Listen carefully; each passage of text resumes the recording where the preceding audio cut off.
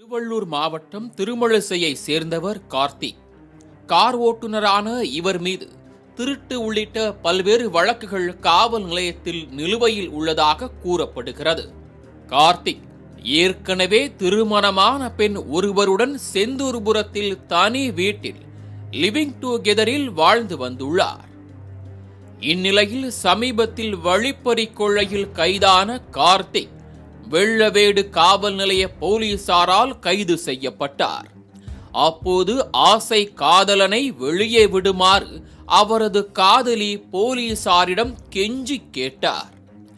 ஆனால் காவல் நிலையத்தில் இருந்த தலைமை காவலரான ஏசுதாஸ் என்பவர் கார்த்திக்கை வெளியே விட வேண்டுமென்றால் தன் ஆசைக்கு இணங்க வேண்டுமென கொக்கி போட்டதாக கூறப்படுகிறது. இதனையடுத்து அந்த பெண்ணும் வேறு வழியின்றி காவலரின் உத்தரவுக்கு கீழ்ப்படிந்ததாக தெரிகிறது.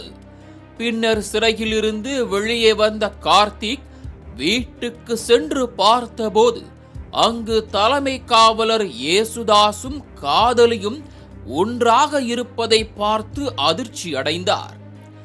அப்போது எழுந்த தகராறில் மூவருக்குள்ளும் பயங்கர தகராறு எழுந்து ஒருவருக்கொருவர் தாக்கிக் கொண்டதாக தெரிகிறது. இந்நிலையில் கடந்த 21ஆம் தேதியன்று சக காவலர்களுடன் சென்ற ஏசுதாஸ் கார்த்திக்கை சரமாரியாக தாக்கி பூந்தமல்லி காவல் நிலையத்தில் ஒப்படைத்தார். கள்ளத் தொடர்பை தட்டி கேட்டதால் ஆத்திரமடைந்த ஏசுதாஸ் பொய் வழக்கு போட்டதாக பூவிருந்தவல்லி நீதிமன்றத்தில் கார்த்திக் தரப்பு தெரிவித்தது. இதை கேட்ட நீதிபதி கார்த்திக்கை பிணையில் விடுவித்ததோடு தலைமை காவலர் ஏசுதாஸை ஆவடி ஆயுதப்படை பிரிவுக்கு மாற்ற உத்தரவிட்டார்.